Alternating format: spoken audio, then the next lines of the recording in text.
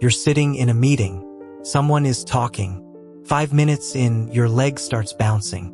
Your mind is already 3 rooms away. You didn't choose this. Your brain did it for you. For most people, boredom is mildly annoying. For some brains, it's closer to physical pain. Not a metaphor, an actual, measurable discomfort. And the reason why has nothing to do with willpower. It starts with a chemical called dopamine. You've heard the word. Most people think it means pleasure. That's only half right. Dopamine isn't really about reward. It's about anticipation. It's the chemical that says, this is worth paying attention to. And in some brains, that signal doesn't fire the way it's supposed to. Neuroscientist Russell Barkley, one of the most cited researchers in ADHD science, spent decades studying this exact gap. His work reframed ADHD away from a simple attention problem. He argued it's better understood as a difference in self-regulation, not an inability to focus, an inability to regulate which things deserve focus and when. Think about what that actually means. A brain wired this way isn't broken. It's tuned differently. It doesn't rank tasks by importance. It ranks them by stimulation. Urgent, interesting, novel, threatening. If a task doesn't hit one of those categories, the brain treats it like background noise. Even if that task is your job. Even if it's your health. Even if it's a promise you made to someone you love. This is why telling someone with this brain type to just focus is like telling someone who's colorblind to just see red. The system isn't refusing. The system genuinely isn't receiving the signal the same way. Here's where it gets stranger. Researchers studying reward pathways have found that understimulated dopamine systems don't just make boring tasks hard. They make boring tasks feel bad. Not neutral, bad. Some scientists describe it as a kind of hunger. The brain is starving for a signal that never comes, and it will do almost anything to get it. Scroll the phone. Start a new project. Pick a fight. Anything that produces a flicker of stimulation is preferable to sitting in that void. Sound familiar? Now rewind 60,000 years. Picture early hunter-gatherers moving across an unfamiliar landscape. There's no schedule, no spreadsheet, no fixed meeting at 9 a.m. There's only the next threat, the next opportunity, the next unpredictable event. A rustle in the grass could be nothing, could be dinner, could be something that eats you. In that world, a brain constantly scanning for novelty wasn't a disorder. It was survival equipment. Anthropologists studying foraging societies have proposed exactly this. A mind that gets bored fast, that notices change instantly, that can't tolerate stillness, would have had a real edge in an unpredictable environment. It would catch the movement in the periphery. It would notice the fruit tree nobody else noticed. It would take the risk that occasionally paid off big. Psychologist Thom Hartmann popularized a version of this idea decades ago. He called it the hunter versus farmer theory. Farmers, he argued, thrive on repetition. Plant, tend, harvest, repeat. Hunters thrive on the opposite.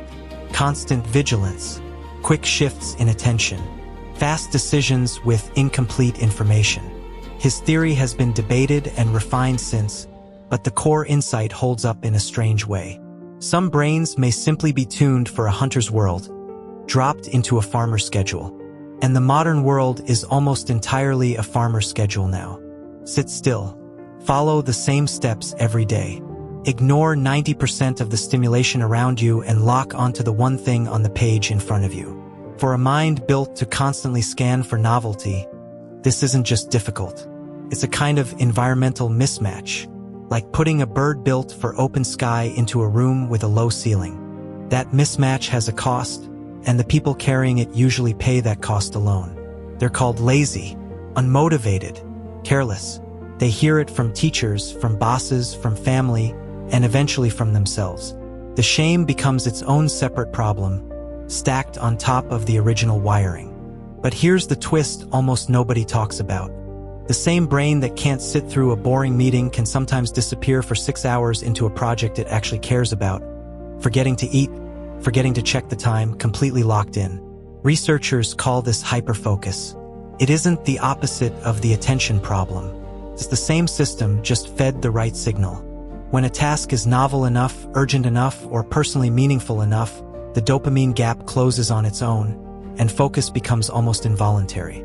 This is the part that gets missed in almost every conversation about attention differences. It was never a lack of focus. It was a focus system with a very narrow set of conditions for turning on. Clinical psychologist Ellen Littman, who has spent much of her career studying how these attention differences show up differently across people, has pointed out how often this gets misread, especially in those who learn to mask it early. Quiet daydreaming instead of visible fidgeting.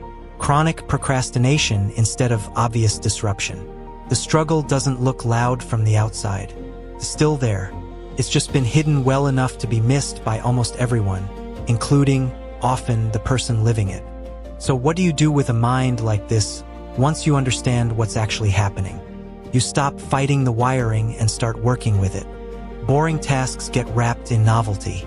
A walk while thinking through a problem instead of a desk. A timer that turns a dull task into something closer to a game. Deadlines moved closer because urgency is one of the few signals this brain reliably responds to. None of this is a cure. It's a translation. It's learning to speak the brain's actual language instead of demanding it speak yours.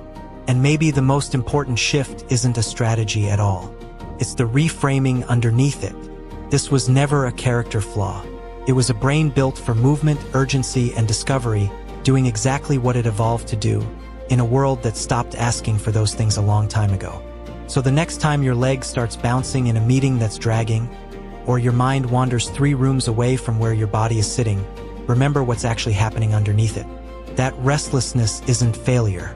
It's an ancient signal still firing, still trying to keep you alive in a world that no longer needs it to. You didn't choose this. Your brain did it for you, and now at least you know why.